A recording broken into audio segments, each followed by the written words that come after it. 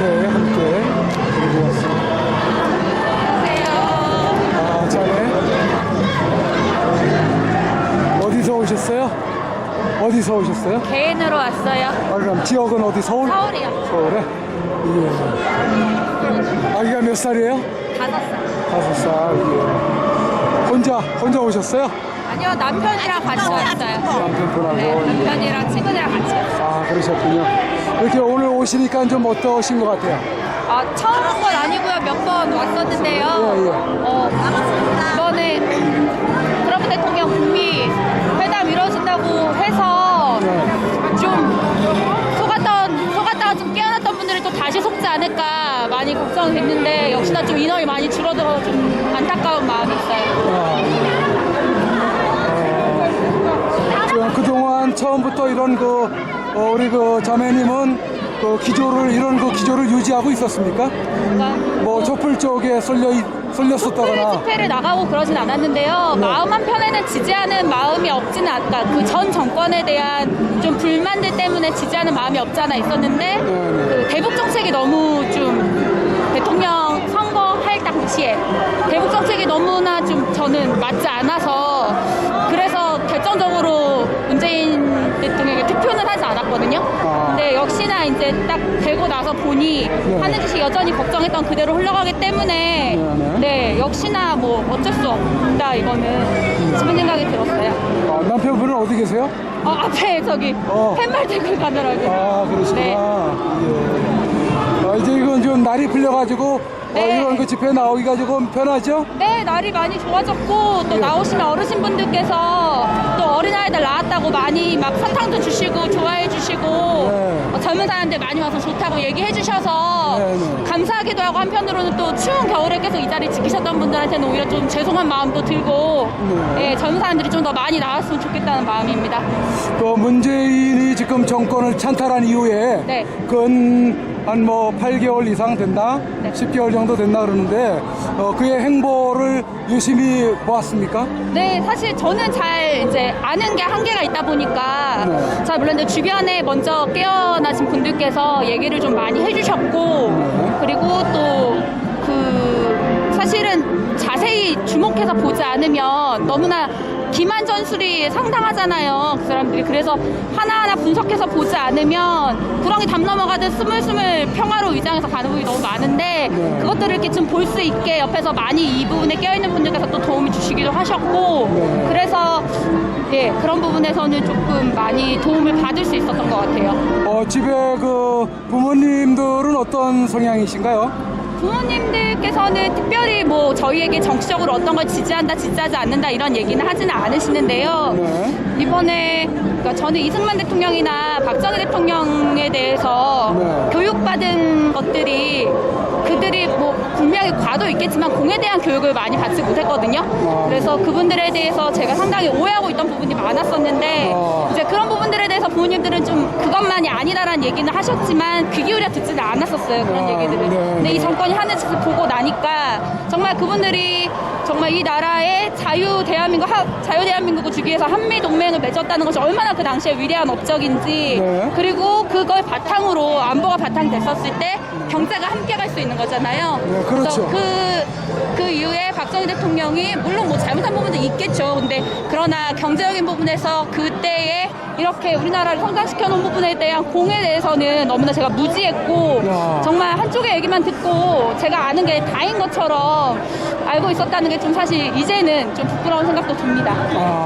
지금 이 문재인 정부가 네. 주사파 정부라고 이렇게 얘기를 하지 않습니까? 네. 그래서 적화로 가고 있다 이런 우려들을 많이 하고 그러는데 거기에 대해서는 어떻게 우려심이 좀 있나요? 우려가 되니까 나왔죠. 사실 5살짜리 딸아이를 키우면서 이 아이가 나중에 모든 부모들이 저보다 좋은 나라에서 아이가 살길 원하고 좋은 환경에서 살길 원하는데 정말 제 때에 혹은 아이의 때에 이 나라가 아니라 이대로 가다가는 적화통일이 될 수밖에 없는 상황이잖아요, 지금. 네. 뭐 사람들이 평화하니까 넘어가는데 정말 고려연방제가 끝이 아니라 뭐 문재인 대통령의 뜻은 고려연방제 까지겠지만 과연 북한의 뜻도 거기까지인가를 좀 생각해봐야 되는 것 같고, 정말 북한에서는 대한민국이라는 존립 자체가 그들의 체제에 위협이 되기 때문에 정말 비핵화를 오히려 어쩌면 해서 미군 철수를 시킨 후에 북폭을 미국이 없는 그 상태에서 적화통일을 분명히 하려고 시도를 할 수밖에 없기 때문에 정말 이 비핵화 이번에 나온 그 내용들에 홀라당 넘어가는 게 너무 답답하고, 정말 이 아이에게 어떤 나라를 과연 물려줄 수 있을까. 이 아이가 정말 북한 같은 나라에서 산다는 것, 혹은 정말 뭐 그렇지 않더라도 베네수엘라 같이 경제가 모두 무너진 나라에 산다는 것, 상상만 해도 끔찍하죠. 지금 그래도 이렇게 많은 애국 국민들이 거리에 1년 동안 지금 나오고 있지 않습니까? 이런 것이 그나마 조그만 또 안심과 또 희망이 된다고 생각을 하시겠죠? 저는 사실 이제 오늘이 3번째 나온 건데요.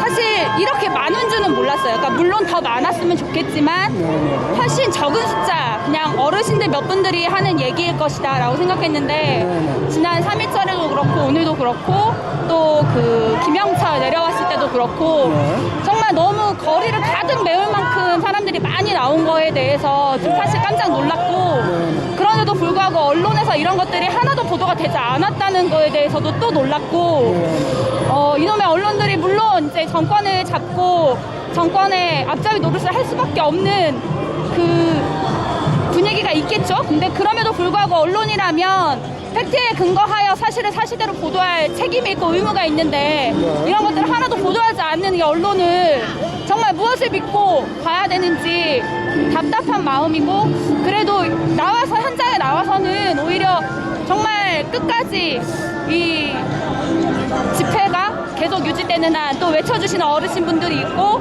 그 가운데 깨어나는 또 청년들이 있는 한, 언젠가는 정말 바람 같아서는 사실 마음 한편으로는 설마 어떻게 될까라는 마음 가지신 분들이 굉장히 많으신 것 같은데, 나와서 보면 볼수록 참담한, 그러니까 이 태극기를 드신 분들을 보면 마음이 편하다가도 거리에서 이 사람들을 바라보는 많은 국민들의 눈빛을 보면 참담한 마음이 동시에 드는 게 사실입니다.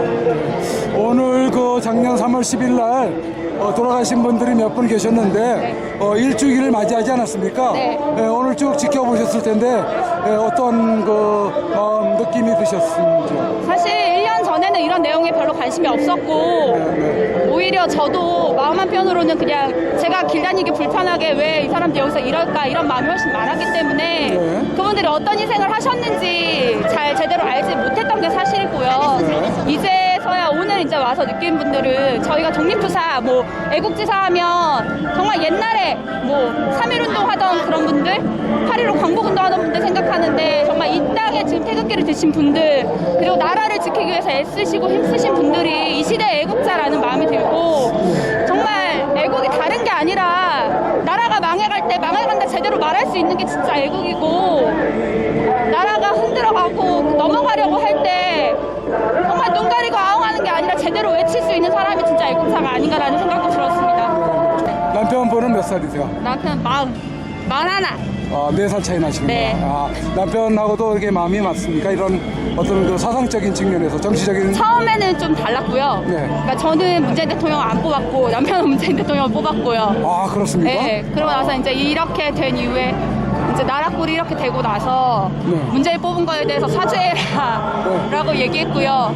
남편이 그 부분에 대해서 처음에는 이제 반신반의하는 마음과 그런 마음이 이제 왔다 갔다 하다가 이제 이번에 평창올림픽 하는 것들 보고, 그리고 또 제가 옆에서 이런 부분들을 계속 말씀해 주신 분들이 있다고 했는데, 또 그 얘기들을 들으면서 많이 생각이 이제 깨어났고, 내가 아는 게 다가 아니다라는 걸 알고 팩트들을 다시 보기 시작했고, 그러면서 좀 바뀐 것 같습니다. 지금 이제 바뀌어서 한 곳에서 이렇게 애국 활동을 하시는 거나 마찬가지인데 이제 마음적으로는 이제 많이 좀 편하시겠네요. 그쵸. 아무래도 한 집안에서 서로 다른 얘기를 하면 집안에서 왜 사실 부모님 세대랑 자식 세대들이 많이 다투잖아요. 그래서 집에서 정치 얘기할 거면 얘기하지 말라 이런 사례들이 많은데 어떻게 보면 사실 어른들의 지혜를 저희가 속칭 많은 사람들이 틀딱들 뭐 이렇게 많이 인터넷에서 표현하는데 사실 어르신의 지혜를 그렇게 무시하고 다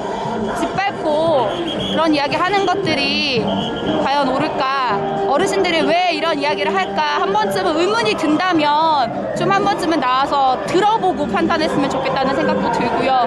어쨌거나 저희 집에서는 뭐 남편이나 저나 또 부모님이나 한 마음으로 있고 또 저 주변에도 이렇게 깨어난 분들이 많이 있으셔서 어떻게 보면 혼자면은 나오기 사실 힘들었을 것 같은데 여럿이 함께 마음이 맞는 분들이 있기 때문에 또 나올 수 있는 용기가 생긴 것 같습니다. 그럼 앞으로 이제 계속 자유민주주의를 회복할 때까지 이런 데 또 참여를 하실 생각이신가요? 예, 물론이죠. 네, 감사합니다. 그 따님? 네. 얼굴 좀 한번 좀 담아놓을게요. 안녕, 이름이 뭐예요? 안녕해주죠. 이름이 뭐예요? 예. 5살 딸이 앞으로 살아가야 할 나라. 그 나라는 공산주의 나라가 아닌 자유민주주의의 나라여야 하기에 오늘 이 어머니는 이렇게 행진을 합니다. 아직도 자유민주주의의 숨이 조금이라도 붙어 있기에.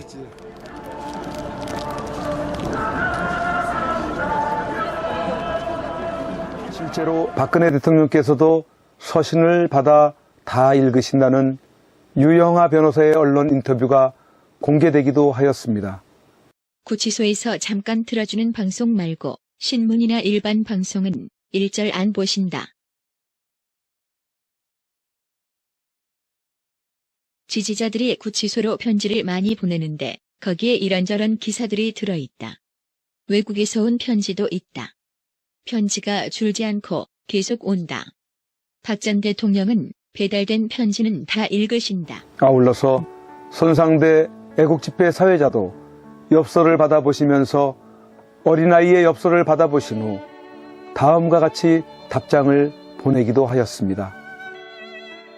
너무도 고마운 김혜인 학생, 아저씨가 수백 통의 편지와 엽서를 받았는데 너무 고맙고 감사해서 이렇게 답장을 쓰고 있어요.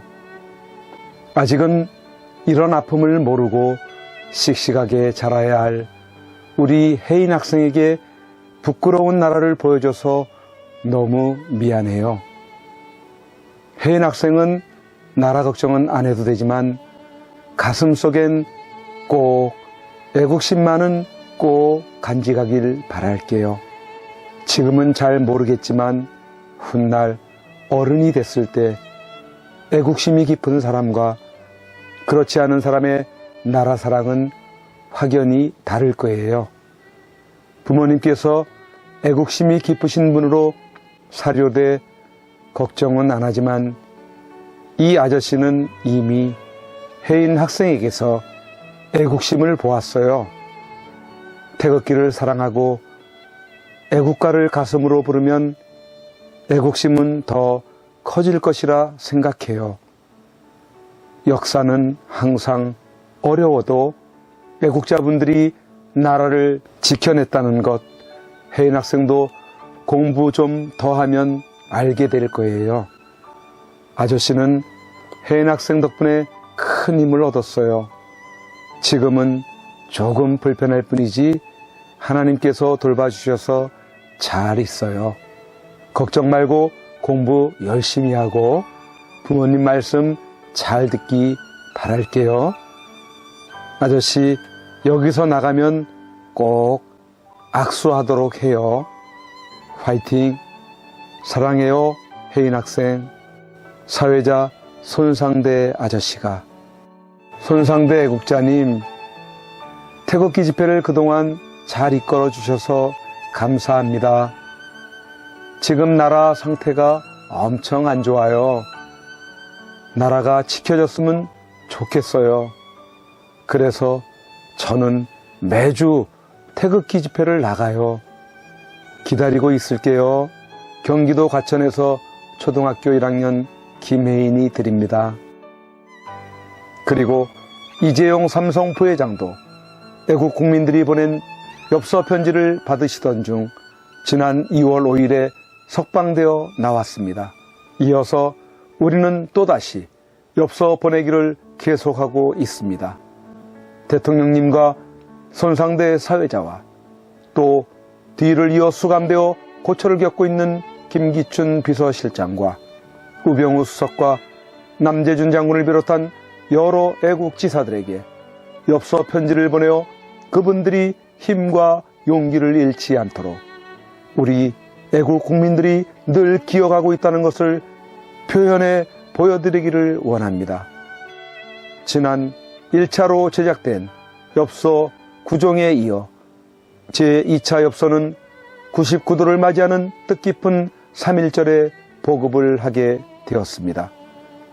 2차로 제작되는 엽서에서 서양화 작가이신 조석주 애국 작가님의 박근혜 대통령 인물화로 제작되었으며 나머지 공용으로 사용하게 될 4종도 매우 뜻깊은 내용으로 제작하였고 후면에 주소를 인쇄해 놓지 않았기에 사실 9종의 엽서 모두를 누구에게나 보내도 되는 공용으로 사용하실 수 있으십니다.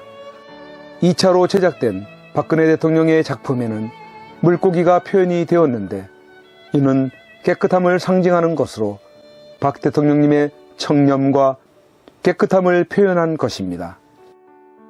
이번 2차 엽서 후면에는 구치소 주소를 직접 인쇄하지는 않은 이유는 조만간 석방되어들 나오실 희망과 기대감을 가지고 인쇄하지 않았고 대신 전단에 여러분들의 수용자 번호와 주소를 인쇄해 첨부해 놓았으므로 전단의 주소를 보시고 직접 표기를 해서 보내시면 되겠습니다. 이번 2차 엽서도 1차 때와 마찬가지로 선구자 방송 핸드폰 010-2507-4861에 받으실 분의 성함과 정확한 주소와 엽서 세트 수량과 1차 엽서인지 2차 엽서인지를 회차를 적어서 문자로 보내주시면 빠른 등기로 발송을 하게 되며 주문 후 일주일이 넘도록 받지 못하시는 분들은 착오가 생겼을 수 있으므로 선구자 방송에 재차 문의해 주시기 바랍니다. 선구자 방송에서 그동안 엽서 캠페인을 하고 있는 것을 처음 접하신 분들은 1차 엽서를 주문하시면서 1차 엽서라고 표기해 주시고 1차 엽서를 보내셨던 분들은 2차 엽서를 보내시고자 하실 때는 주문 문자에서 2차 엽서라고 표기를 해 주시기 바랍니다. 엽서 구입 대금은 농협계좌 360-02-140-392로 먼저 입금 후 문자를 주시면 되겠습니다. 엽서 한 세트는 배송비 포함 1만 원을 입금해 주시고 선구자 방송 후원도 겸하신다고 이해해 주시면 감사하겠습니다. 그럼 이제부터 1차 때 제작된 엽서와 2차로 제작된 엽서를 보시겠습니다.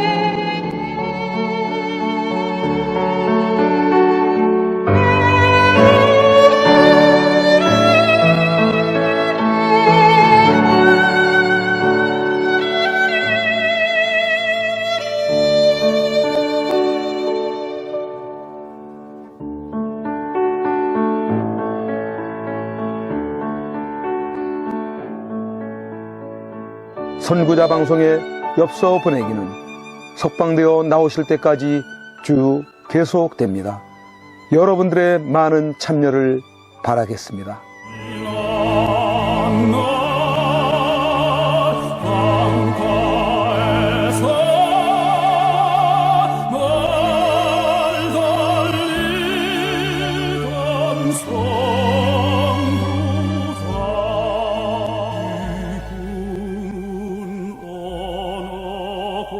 곳에